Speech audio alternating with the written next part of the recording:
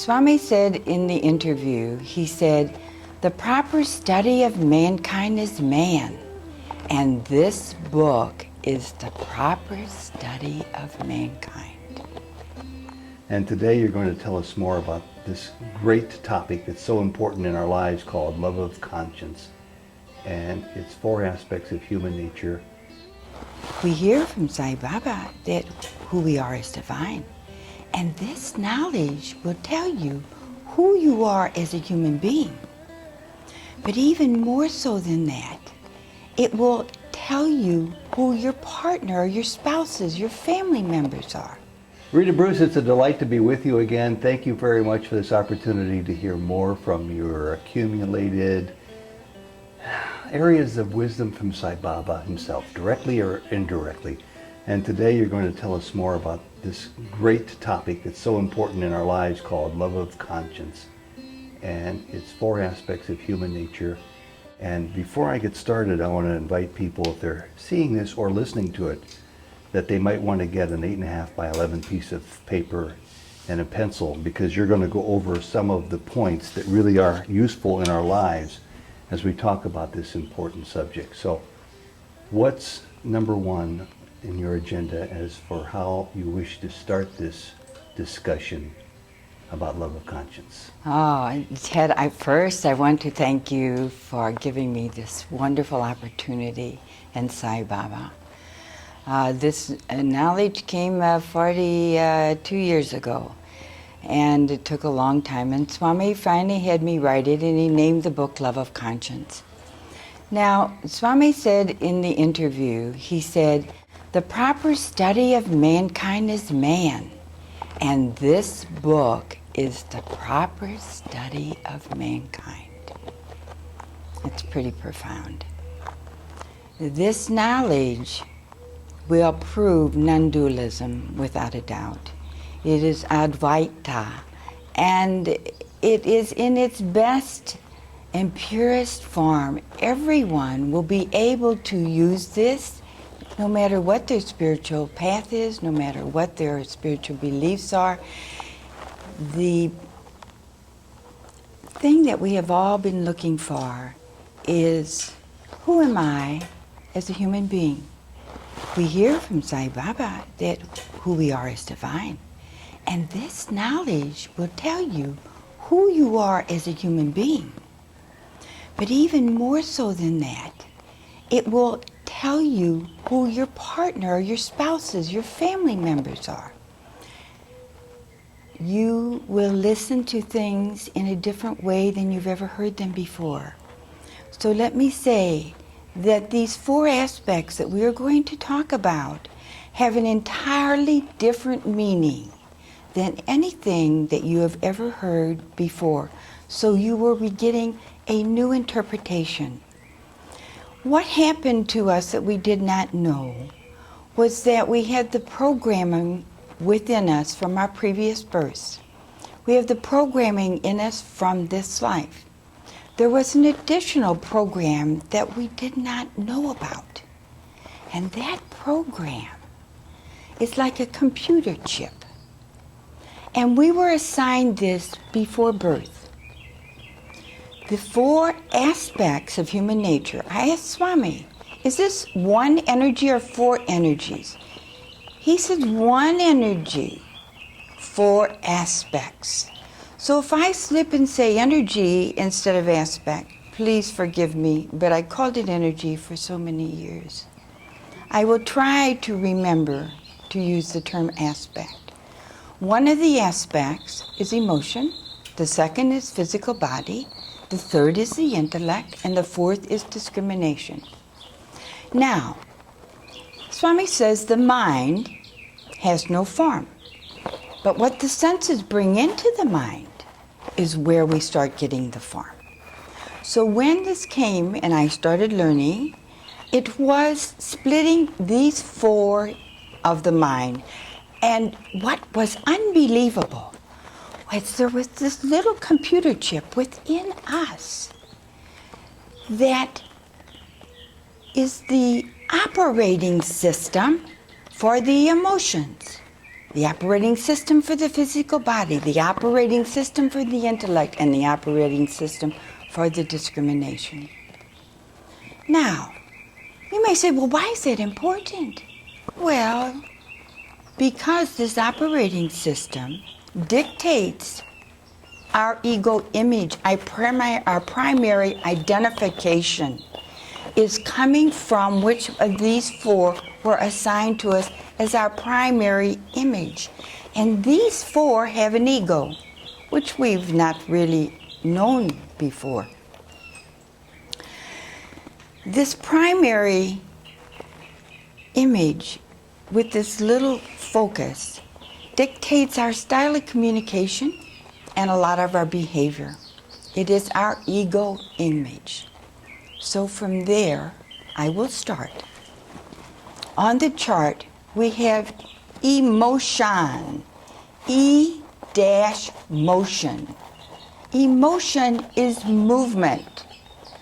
So for those that are writing, you put number 1, emotion. Then you put number 2, the physical body. Now we're doing this like a compass. I'm sorry, I forgot to tell you. North is number 1, emotion. East is number 2, the physical body. South is number 3, the intellect. And 4 is, oh, I have the numbers messed up. 4 is discrimination. So 4 is discrimination, which is the west. Is the west. Okay. Yes, I'm sorry about that. It's okay, no problem. Now, in the word discrimination, I could only use one word.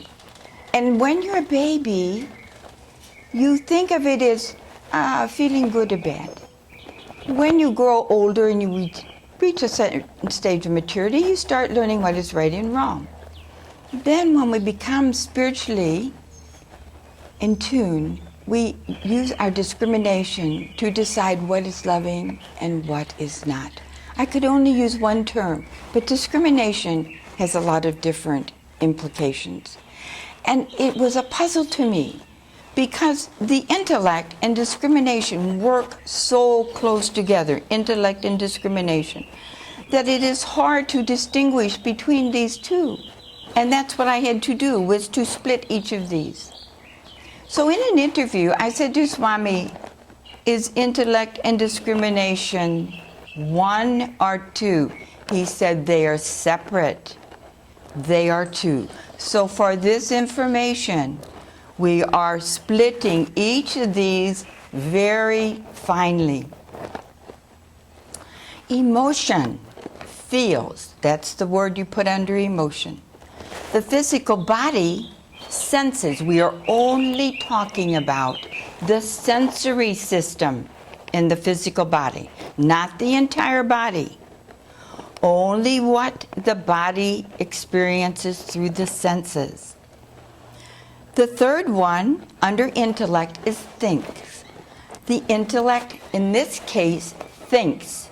It does not mean that you are intellectual or you have a lot of knowledge. It is the thinking aspect in man. Discrimination judges. You write judges under discrimination. Judges not only judges, but it could be used to decision making. It is the rational mind that takes things apart and analyzes how things work. So, feeling is movement. We feel with every experience that we have. And when one feels, one is going to take some kind of a movement. I feel hungry, I feel tired, I feel like I want to rest, I feel like I want to do this. You observe yourself close enough, you will understand that the feeling within us is what stops us many times from doing what is right. It is the movement that creates motivation to take some kind of action. So this is connected with performance. The image of emotion is connected with performing a job. So their image is, movement means quick. It moves quick. It's fast. You have to have vision to see motion, so the primary sense is vision. Movement is focusing on working as quickly as possible, as efficiently as possible, and carrying out a deed. That is what goes under emotion. Now, the physical body and the sensory system, they sense everything in the environment. Now, what they sense concerns the body. So this aspect of the physical body has enjoyed and suffered all the consequences of man's acts. So the physical body doesn't want to suffer. So this aspect right here, the one that senses, their image that they carry is one of pleasing others and not hurting. They don't want to hurt others, and they don't want to hurt themselves, because the body suffers the consequences of our deeds. And I will elaborate on this in a little bit, but right now, just to give you an overview, the first emotion, they have the image of performing deeds. The physical body senses has the image of pleasing. They're diplomatic. They don't want to hurt themselves or others. But the physical body, this is what? Not only hurting the physical body, but hurting what you see, what you hear, tone of voice. Oh my. This aspect is connected to the sense of tone. And touch, their sense is touch. Touch is tone of voice. Mm-hmm. It is tone of actions. It is tone of words. It is tone of your heart and how your heart responds to one another. So consequently, this here aspect is very in tune with what will happen if I say this or do this. The intellect is the thinking aspect in man. Now that's where all the knowledge goes, into this thinking aspect. And they think. They are, for the intellect, to give you a little idea of the operating system for an intellect, the intellect needs to be quiet. The intellect needs to think because it needs quiet to think. The intellect needs privacy. It needs to be alone. So these are some of the qualities that come with the person that is their primary aspect, their primary ego aspect. Details, research, get a lot of information. That is what they succeed in doing. They try very hard to accumulate knowledge. Now the discriminating aspect, this is the judgment. The discriminating aspect, their image is learning what is right and what is wrong. They have to analyze and discuss. Their primary sense is speech. They like to talk and analyze, because whether you talk for outside or you talk to yourself inside, you break things apart and say, why did this happen, and why did that happen, and what does this mean, and what are my choices? And like this, you analyze what it is that you want to do or what has happened to you. So that is their image. They judge morality of what is right and wrong, codes of conduct. So these are the 4 images that we have. Now how this works is this. In the middle, I have a circle drawn. And I have see love, which is conscious love, and mind. The mind is in the middle, and these 4 feed into it. Now, when creation began. It started with movement. There was movement of the atom that created matter. So the second thing that was born was the physical body. The third thing that came into existence, because there was movement and something was sensed and developed in matter, some experience, it went into this intellect, into the subconscious, into the memory that was recorded. That's what this intellect is, recording information. Then the fourth thing that happened, that was given birth to, was the judgment of what you just experienced. To carry this further, it's very easy. When a child is born, there's contractions, movement. The second thing that happens is birth. The third thing that happens is it is recorded in the child's memory bank. And the fourth thing that happens is it either feels good or it feels bad. These are also the 4 stages of child development. The first thing a child develops when they are born are feelings and emotions, movement. They record everything by feelings. It is the first language that a baby understands. They either feel hungry, they feel wet, they feel loved, they feel yelled at, they feel. So they are working on feelings. Now all of these work simultaneously, my dears, and at times one is more predominant, but our image that we are assigned is so predominant that we will go to it first. So this child first develops emotion. The second thing that starts developing is the physical body. Then when a child goes to school, the primary thing is starting to think, starting to learn.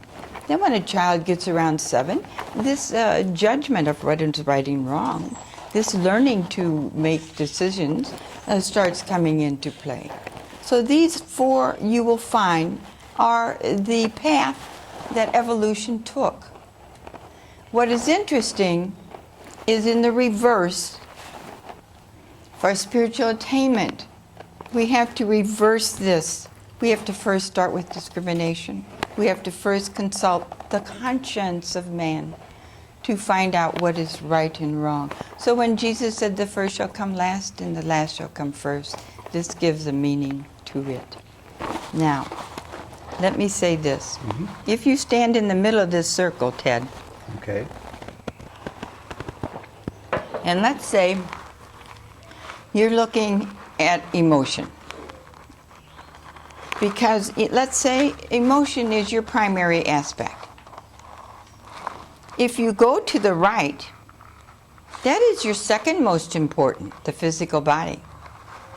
If you go to your left, the third most important is discrimination, right? But if you go all the way down to south from north, the least important is the intellect. So the one that is furthest away from you as it evolved is the one that we place the least importance on. And God put it in that particular place so it didn't interfere with the evolution of the others. And I won't go into all that because it's in the book. All right? Now, let's see. What time did we start this? Just don't worry. Just keep going. All right. Now, this is very interesting. You see, I have up here under emotion, outer aspect, right? Why is it outer? Well, Ted, what do emotions do? They move you. They come out, don't they? They come out either in words, actions, tone of voice, some way. Emotion will let you know what's happening. So emotions come out. So that's why we call that a pure outer. Now, the second one is the physical body senses. And under that, those that are writing this down and cannot see the chart, put inner outer. Now this is split because we have two aspects, outer and inner aspect. I forgot to tell you that. But this is inner outer, and I'll tell you why. The physical senses bring everything into man from outside. Then they go back out again to get more information. Inner, outer, operating system. The third is the intellect. And the intellect is a pure inner. So write inner under thinks. A pure inner. All the thinking is done inside. Nobody knows what you're thinking except for God. Nobody knows. So it's private. They're hidden. That's an aspect of this type of a person. If this is their primary, they're quiet, they can live alone, they're comfortable being alone, they want to have their own alone space, they think they're private, more like this. That's how this mechanism overlays each of us. And their communication styles are all different, which I may have time to talk about. The outer inner, again, is split. Outer is discrimination. First, we judge what we see on the outside of our experience. Then we bring that inside to ourselves and we analyze it. What do we experience? So it's outer inner. Now you see this big line I got drawn through here? I have a line that goes diagonally between emotions and physical body. If you draw a diagonal line, you will see that number 1 and number 4, emotion and discrimination, are outer aspects. Both of them have outer first. Mm-hmm. The two on the inner side are inner energies, inner aspects. And in the beginning, when I was learning this, I only seen two. Mm-hmm. Outers and inners. Now, what is the major difference? The major difference is the outer energies are responsible for changing what is on the outside world. Okay? That is their duty and their obligation, to look outside themselves and see what needs to be worked on and changed.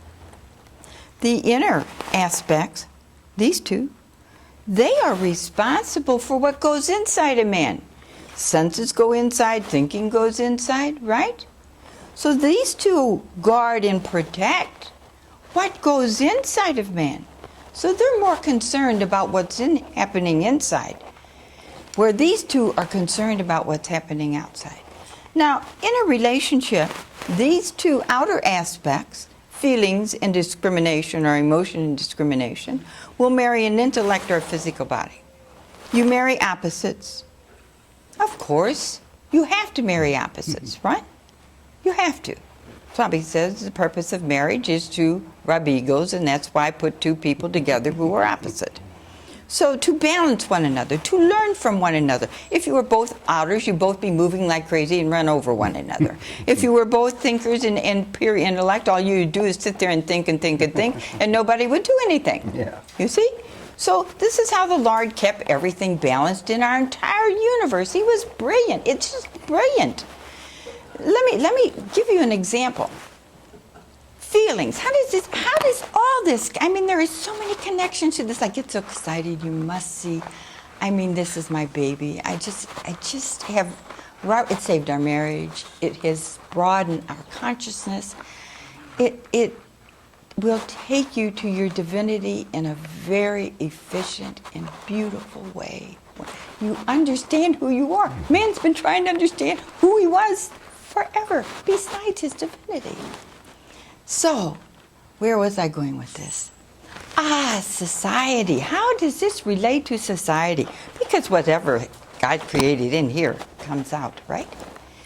Well, emotion is all the arts, the drama, the music, all of those sorts of things, nature, the flowers, all the beauty is coming from our feelings. The physical is all the manifestation of the physical world, right? Everything that is physically manifested, our bodies and all of God's nature, comes in everything that has been built and created by man comes in this category. In the intellect in society, this covers all the academia, the sciences, right? The medical, all of this profession is brought into this aspect. And this discrimination is all of our laws, all of our rules, our codes of conduct, all of our police force, all of the people that keep things together. And God gave man each one of these as their primary so he could balance the universe and keep everything working so that there was no unbalance. And now, man's consciousness has evolved to a place that we can learn about these and balance them all within ourselves. Can you imagine? Now, my beautiful souls that are listening to this, don't feel like you're taking on something beyond yourself. I had an 11-year-old and a 14-year-old read it, and they understood it and could tell me all about it. So it's put easily. The only thing that can get in our way is our ego that doesn't want to learn about it. But it will help you.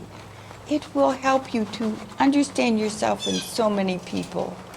So this is really designed to help not just an individual, but everybody they're in contact with. Everybody. And when you're married to the opposite person, it rubs constantly. Constantly. Let me give you a few examples so that you understand what I'm talking about. Let's say that the emotion person is married to a physical person, okay? Now, this physical person doesn't like tone of voice, all right? They like things to be said very, very nicely. Oh, let me back up. When I talked about the outer aspects, I forgot to tell you something very important. Okay. The two outer aspects are very verbal. They will tell you what to do.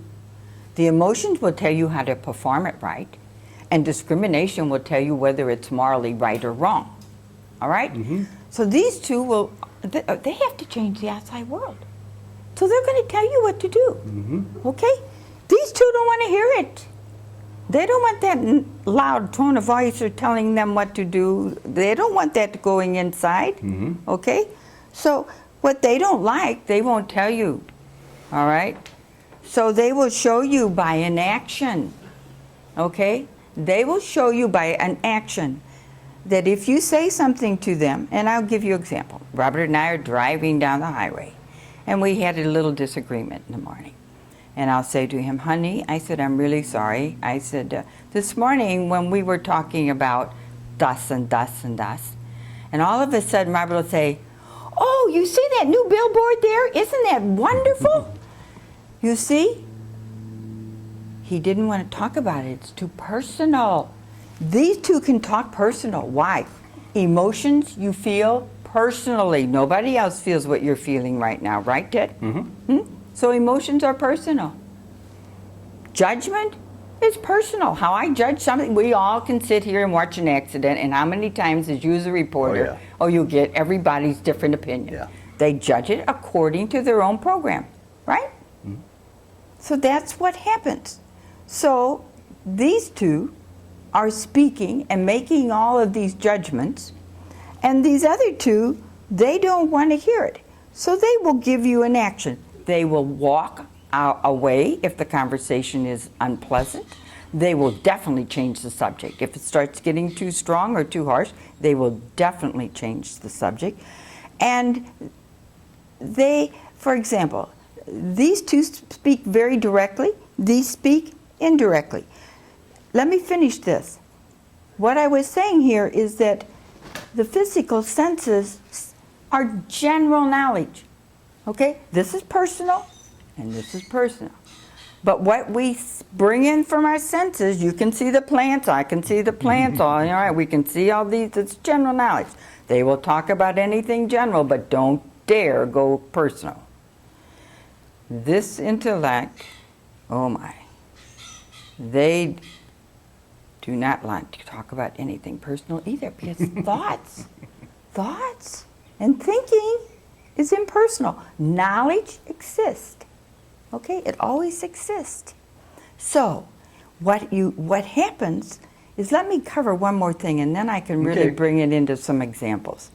I want to talk to you about the timing, the time span of each of these. Emotion is momentary, because movement keeps moving. So for them, when you talk about time, for them, it's moment to moment to moment to moment to moment. They are a slave to time. They can tell you how much time it's going to take to do each job. They watch their watch. They know they have to prepare in advance. When they have something to do, they don't want to wait to the last minute, because being a slave to time makes them think of their goal continuously. And once they finish the job, then they can rest. Okay? That's their timing. Now, we're going to start here with the present. Now, discrimination, when does it judge? When does it make a decision to do something? In the present, right? You judge in the present. So they are very much in reality, they very much focus on present. So they make time work for them. Now, I would explain the difference between these two, all right? And I will put it in terms for women, but men can adjust, all right? Let's say that I'm having company for dinner. I will do as much preparation as I can beforehand, so I can sit and enjoy the company, and I will have it done, and it will be out of my mind. This energy, the discriminating aspect, the outer inner, works in the present. They make time work for them. They will maybe think a little bit about what they're going to have, but they'll be doing it in the kitchen while you're there. They can move very easily. To give you another example, let's say you're an EHV teacher and you have to prepare the program for a Sunday morning, and you have this football game that you want to watch in the afternoon, and then you have some guests coming over in the evening, and you know you have to get this job done.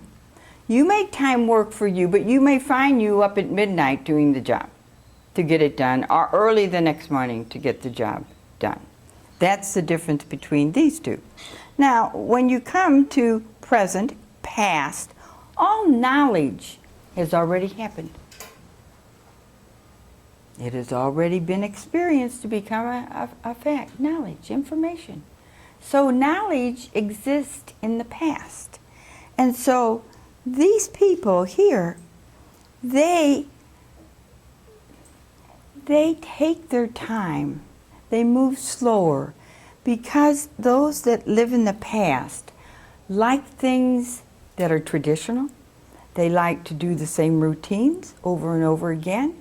They are procrastinators when it comes to getting something done that they don't like to do. These two will do whatever needs to be done. These two are procrastinators when it comes to doing what they don't like to do. If it's some research project or something, for example, it doesn't have to be intellectual. It can be this person who has a great interest in tie fishing and likes to make ties and study. But they will go to the internet, or they will go to the library and pull out all kinds of books and read and read and read about what it is that they're going to do before they even do it.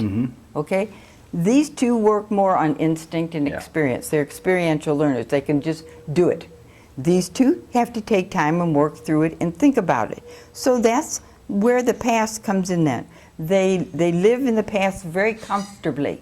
They don't like change, this type. So now the future is connected with the physical body senses. The inner, outer, underneath you write future. The future, this is an interesting one. Time is not yet committed in the future. So they live that sometime in the future it'll get done. All right? So since it's not quite committed yet, they know it'll eventually get done, so why worry? All right? Now, if it's something they like to do, or they want to do, they're Johnny on the spot. But if it's something they don't like to do, they will procrastinate, as will this one. This one, let's say, won't clean the house for, bachelor, won't clean the house for 6 months unless somebody's coming over, then decide to do it. The future aspect, for example, Robert, dear, I see oil dripping out of the car. What do you think that is? Oh, it's just probably coming from the oil that was put in the car, and it's just overflowed a little bit. Okay. 4 or 5 days later, honey, there's still oil there. Well, let's see. I'm sure, I'll take a look. He lifts up the hood. I'm sure there's nothing wrong. I'll wipe it all off and it'll be okay.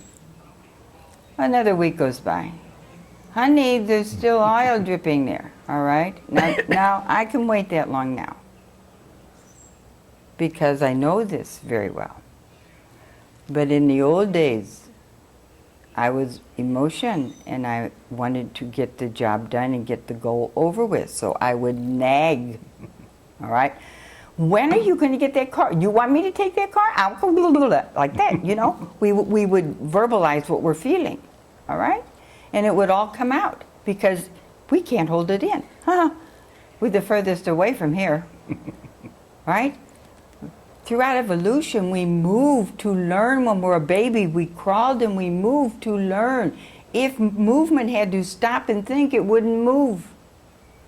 Right? So we had to move. So that this is where we trip in our relationships continuously. These two want to get the job done. This one wants to change it. This one wants to get the job over and make it more efficiently. And these two only want to do the work that they like to do. And this one says, someday, man, I'll take care of that. And this one says, that's all right, mate. We'll worry about that another day. So, for another example, Robert and I'll use the dinner party example again. It's morning, and I said, sweetheart, we're having company tonight. And now, in the early days, I didn't say it that nice. I'd say, Robert, we're having dinner tonight. You know how we do. And so I would say, we're having dinner tonight, and would you please cut the grass and hose off the sidewalk and make the front look presentable. I'll take care of the inside of the house and dinner. So Robert goes outside, sees a neighbor, starts talking with the neighbor because they lose time. You see, they lose time. It's in the future. They cannot keep track of time.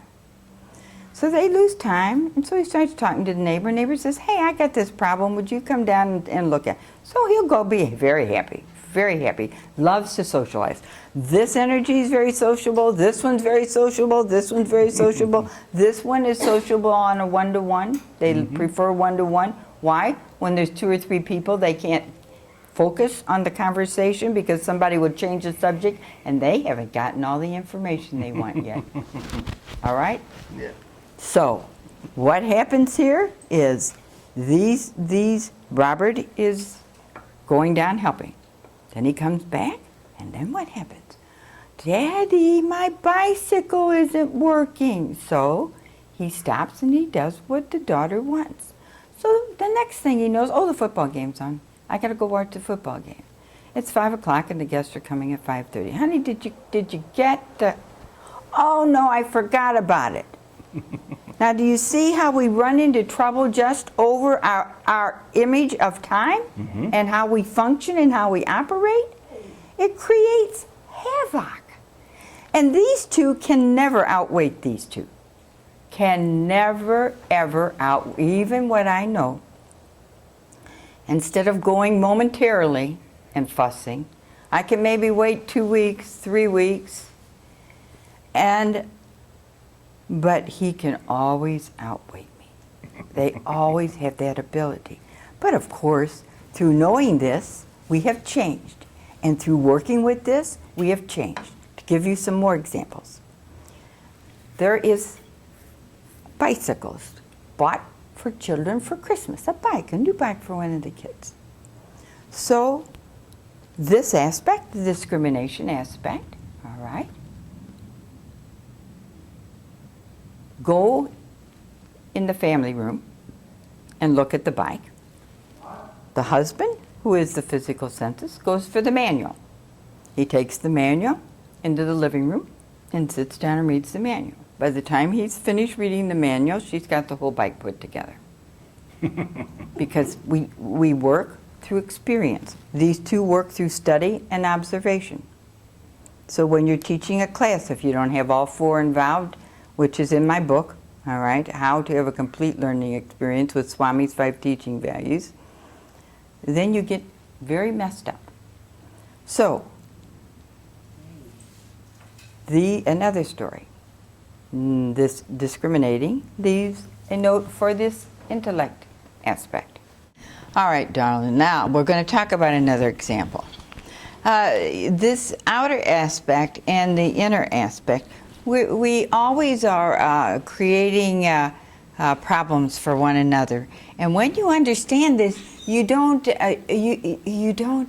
see it as a problem anymore. You see it as an opportunity to learn from each other and improve from each other. And that's why the Lord has us marry opposites, so that we can learn what the other one has. An example of the emotion energy. Let's say that there are two emotional energies, and the one's coming up to help edit a book. And so the person that wrote the book is sitting there typing, and the other outer says, oh, I can type faster than you are, and just jerks the keyboard away. You see, they're so connected with performance that they think their ego image is they can do better than anybody else can do. And another example of that is there's a conference, and there's a great big loaf sandwich, vegetarian sandwich there. And so one person is up there cutting the sandwiches, and then another person who is this outer energy thinks they can do it better. So they say, oh, just step aside, let me cut it. You're not cutting it properly. The outer aspect here will be the type of person that doesn't mind telling you what to do, because that is their duty, that is their image, that is what they do. And each of these four think their image is the best. No matter how many we've asked, they all are very comfortable with the image that God gave them, and it all has an ego involved. So we have these four egos. And so, except the one that's the furthest away is an ego too, because we don't even recognize it or even want to use it. So we're standing in a queue, and the thing about the outer energies, the discriminating and the emotional energy, they can speak very personal, and there's no problem with this. Have you ever been in a queue and waiting to check out something, and someone starts talking to you next to you and says, oh, I've had the worst day in the world. I tell you, my husband's going to give a divorce. I'm going to get a divorce. I don't know what to do. I got 2 kids. I can't go to my mom's house. It has just been the worst day in the world. Now, if someone starts talking to you about their personal life, and they're a stranger, and they're very open with whatever they feel or think or want to understand, they will be very free to do it on a personal level. Where it's these two, oh, no way. First of all, these two don't like confrontation at all. This one doesn't want to hear anything bad, and this one doesn't want to think about anything bad. So they don't want anything negative coming in, and so they are very free to speak generally. Now, the difference between the physical and the intellectual, the difference between these two is the physical body senses is very social. They're very social. They like to talk a lot. They like to visit with people. Robert and I, he would get more off on the visiting than he would on what he was doing. Mm-hmm. And so we would go look at display homes. And he would stand and visit with whoever was monitoring the home. He would get in a conversation with people that were walking through. And he's very comfortable just visiting, could just visit and visit and visit. And so we would get home. Now I'm looking and watching because it's an interest of mine in the home. Of course, whatever we're interested in, Baba says, we will remember. So we get home, I say, you remember where the kitchen was and what the cabinets was? Oh no, he doesn't remember. It's like they don't focus so much on what is outside as much as they focus on the enjoyment of communicating and visiting and learning about others. And the intellect energy, and now the intellect energy, I'm calling it energy, I should be calling it aspect. They are the greatest questioners in the world. They can question beyond anybody. Why? Why is questioning so good for them? They're getting information. That's what the intellect gets. It gets knowledge. It gets information. And I've had some people tell me, oh, my husband, who is this aspect, this inner aspect, I think he's a drill sergeant sometimes. Only if they meet somebody that's got some knowledge that they're interested in getting. If it's nothing that they're really interested in, they're not interested in it, you see. So, but confrontation, neither one of them will want confrontation at all. These two open their mouth all the time, and they constantly have confrontation, and they always are in a situation where they don't look so good. These two look good because they're pleasant and quiet, and they don't say anything confrontational. They just talk generally. And this intellect aspect, when I'm talking about these, I'm talking about outers and inners for those that don't have the view. The inner energies, the intellect inner here, now this is not intelligence, but this is where knowledge goes into, all information goes into this. They don't want to give you their personal opinion if they disagree with you. So if you're talking to them, they will not disagree with you, even if they do disagree with you. They won't say anything, you see? They will stay silent. So the outer energies takes their silence as okay, all right? They think that you're accepting it because if they disagreed, they would say, well, I don't think that way, I think this way, or I would communicate this way, or I would communicate that way. So they will talk about it, they will discuss it till they come to some kind of a conclusion. Whereas these two would prefer not giving personal information. The past hangs on to information even more than the physical senses. And the intellect, they hold on to information, and they don't necessarily want to give it unless you ask them a question. Then they will give you general information, like if it's in their profession. If they don't know what it is that you're asking, they'll say, I don't know. They simply say that all. But if you want to find out where to buy a computer, you would go to someone like this because they have done all the research in the world to find out which is the best computer. So they sound very brilliant on whatever subject they know because they overuse their ability by collecting too much research, too many details, too many facts. They don't need it. And I had one guy tell me, there's a sale on suits. He says, so I have to go to all these different stores to research which place I can get the best buy. And he says, by the time I do the research, the sale is over and I've missed getting the suit that was on sale. So each one of us overuse it, we abuse it, we don't use it in its right way, and this becomes a problem for all of us. It is an ego that is involved with each of these. So there are many, many examples. The physical body aspect, they are so sensitive to hurting people that they minimize the reality of every situation. A person that is sick will always say, oh, I'm feeling fine or wonderful. They don't tell you the reality of how they're really feeling because they don't want to face the reality. In the future, they will get better. Sometime in the future, everything will get better. They have this ability to always think that it will get better.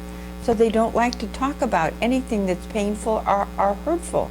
So when they go to a doctor, the doctor, let's say a person is had a problem all year, and let's say had a cough that just never goes away. And so the wife says, "Now, honey, when you go, who's an outer energy, when you go to the doctor, you please tell the doctor about your cough." So they goes to the doctor by himself.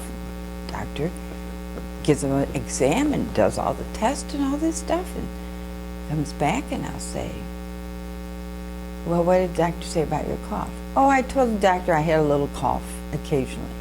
You see? Well, a little cough occasionally is a lot different than a cough all year cough. Mm-hmm. So it gets to the point that they have this ability not to be in the reality of what really is taking place on their own body as well as anybody else's body. They have the ability, their nature, physical body is nature, creation. And so they are creative, and they throw out these wonderful ideas. And Robert can throw out an idea, and I will pick it up and do it. Now I have learned to do the same thing. I'll give you an example. I would say, being direct, "I would like to have a cup of coffee. Would you please fix one for me?" That's direct. Indirect, which is what they are, indirect would say, "Coffee would be really nice." See the difference? Mm-hmm. Coffee would be really nice. So then it's like I would get up and fix the cup of coffee, all right? They throw out what it is and an idea. They also speak like this to prepare you. They're connected with consequences, which I haven't gotten to yet. But when they communicate, it's like this. My son calls me. "Oh, Mom," he said, "I ran into a schoolmate, a friend I hadn't seen for 5 years. We had the best time. I seen him at lunch. We was in the same restaurant." He said, "He's married and I'm married. Now both of us are married and we would like our wives to get together. But you know, Mom, we got this 2-year-old child, and we would like to go out some evening and enjoy ourselves without the children or without our son, but I don't know what." And before they ever ask a question, if the person is an outer on the other end, the person already knows what the question is after the first sentence or so, and says, "Would you like me to watch your child?" You see how indirect it is? Mm-hmm. They prepare you for what it is that they want to say. And that is not necessarily a bad thing. It is a good thing to incorporate in our conversations. We marry opposites so we can learn from each other. Mm-hmm. And so Robert being the physical, I would always go to him and say, "How can I say this in an indirect way so that I don't hurt anyone?" They're masters at being able to say things in an indirect way. Now, do we think all of us do this perfect? Oh no, we don't do these things perfectly. We have the illusion that we think we're doing it perfectly, but that's an illusion. He can say things that are hurtful just as I can, only it's not as often. But what we have to understand with this so very much, this is so important. I cannot tell you. Words speak volumes, and we hear the words. But actions also speak volumes to the outer energies. And the inners are brilliant. Both inner energy aspects are brilliant at procrastinating, not doing what they need to do as their duty, letting other people do things instead of them doing it.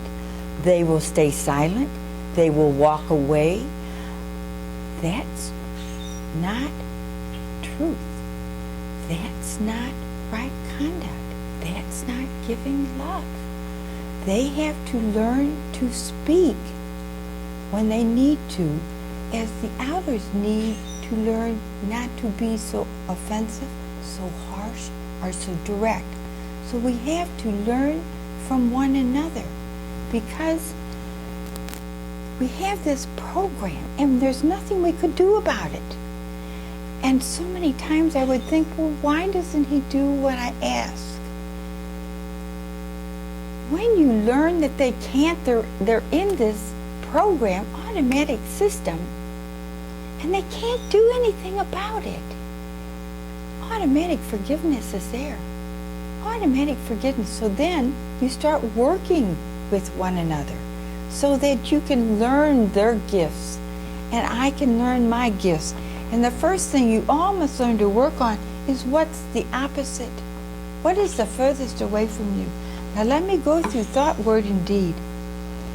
Thought, you know, Baba tells us we're not unifying our thought, word, and deed, right? Isn't that true? Mm-hmm. He tells us this all the time.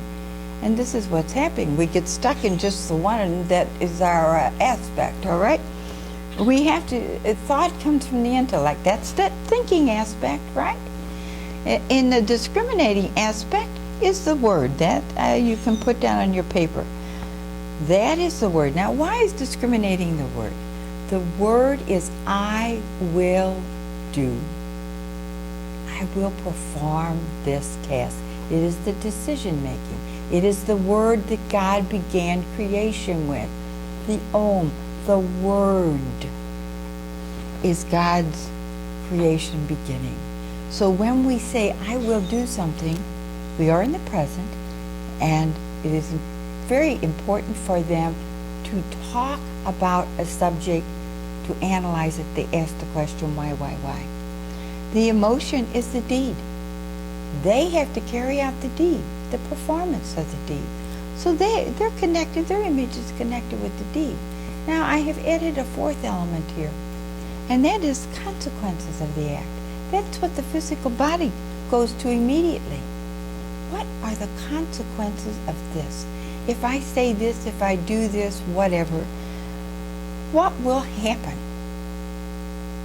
So we have to learn in our communication the outer has to learn to sit still long enough to think through something, not just start moving without thinking. Have to start thinking first. Then we use our discrimination, and we go to the conscience, and we ask the conscience, Lord, we got all this information, what is the right thing that we can do? What is the best thing that we can do? Then you have to come over here, and you have to inquire, but what would the consequences be? You have to not only think things through, not only make a decision, but how is this going to affect this other person if I do this? You see how important this is? Now, and Rita, then, yes. as you wrap up that thought and the remaining points that you want to make on this chart, I just want to point out, because our time is starting to become more important. Okay. I know you have a second chart that you want to talk about. So we want to make sure that we have enough time to get to that. Okay, I'll do this and then we'll switch to that. So we have thought, we have word, and we have deed, and we have consequences. And this is the circle that Baba wants us to unify. And the discrimination job is to unify what we feel with what we think, and what will the consequences be. Interesting. There you go. Now, why did I say this becomes non-dualism? Because first of all, you see all these are equal. Every one of these aspects that we just talked about are all equal, and they work in harmony together to create unconditional love. When you understand yourself and you balance yourself and you can understand other people, and when they do things in a different way, you communicate to them in the way that they can best understand. Now, emotions throughout evolution. These are Swami's human values. Throughout evolution, man has sought peace. That's what the emotions want. Give me peace, oh Lord, give me peace. Throughout evolution, the physical body senses have sought nonviolence.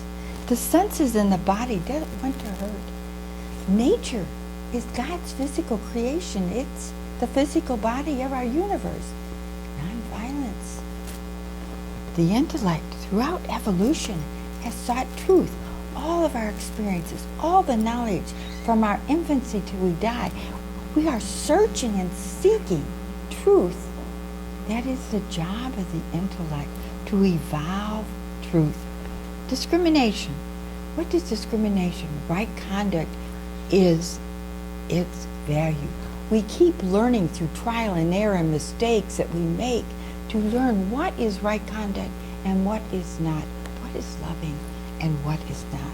Now, I want to read something to you. And this is going to take a few minutes, but it's really important, because this will tie into you, for you, why you end up with pure divinity at the end of all of this. Emotion motivates us to take action and identifies us with being the doer. When we remove our ego, we realize that we are not the doers. God is the doer. When we consult the wisdom and guidance of our conscience and apply this to our thoughts, words, and deeds, unity of action gives us peace.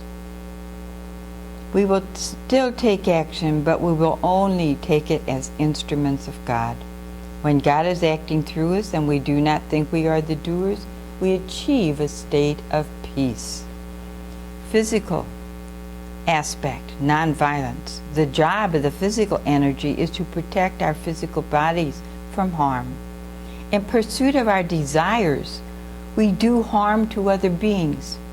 When we eliminate selfishness and desire, kind-heartedness for all beings, not just ourselves, we perfect our physical energy and achieve the human value of nonviolence. Truth. The intellect is the seeker, thinker, and keeper of knowledge. Through our knowledge and experience, our relentless search comes to an end when we realize the truth of our own divinity. When our intellect is perfected, ignorance and illusion are gone, and we know the supreme truth of our own divinity. Discrimination, right conduct. Discrimination is our reasoning. It is responsible for balancing the four aspects and determining what is right conduct. Today we use it to select selfish pleasures instead of to determine how to serve everyone with selfless love. If our conduct does not pass the test of help ever, hurt never, it is not right conduct. Right conduct incorporates all five human values.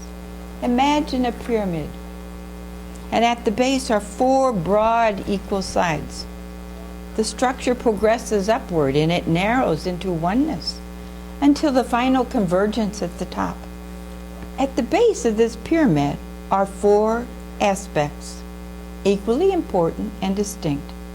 Each aspect corresponds to a human aspect and a human value.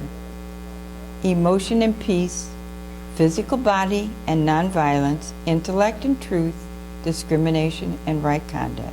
And as we ascend up the pyramid and the four edges become closer and closer together, it narrows, and the individuals' distinctions between the four values become subtler.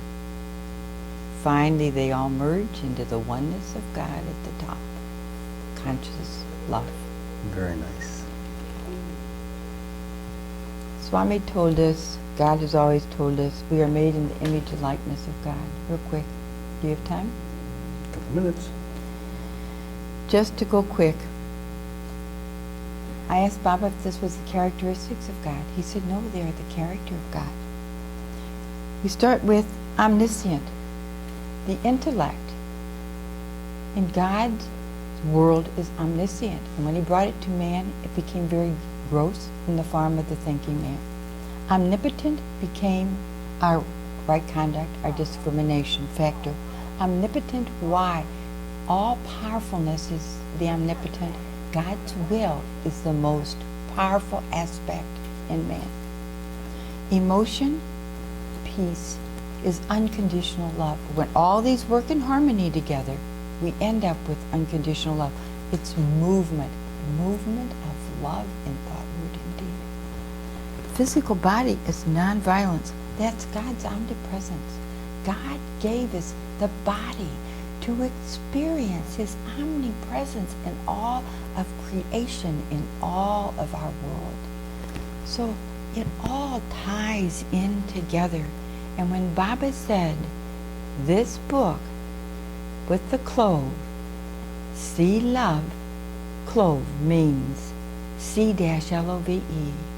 You are writing about conscious love. You can consciously give love when you know who you are and who others are and how to achieve the oneness of Advaita, non-duality. Rita Bruce, this has just been wonderful. Thank you so much for taking this time with your charts and your book to help explain this as thoroughly as you did. And before we go, is there any last comment that you would like to make? Oh, we do 2-day workshops. Mm-hmm. I want to teach this, and my prayer to Baba is some place to be able to go to stay in one place and teach it, because we're getting older. But I would love to serve as many as I can with this knowledge. They read the book at the bookstore, they can get it at Prashanti Nilayam, any side bookstore. But when we give a seminar, it really makes it more cognitive. I think so, because that becomes an experience of learning the information, not just the information. That's right, Ted. Yeah. I can see how that's far more valuable. So people need to be on their heads and toes to be able to check the internet and check their local Sai centers to find out when either people invite you to their locale to do this, or maybe they can come to where you Our are. website is www.love-in-human-nature.org. Love in human nature, with a dash in between each word. Very good. That says it. That's it? Yeah. All and right. I'll also make sure that that's seen on the screen. Thank you so much. God bless, and Sai Ram. Same here. Thank you. You're welcome.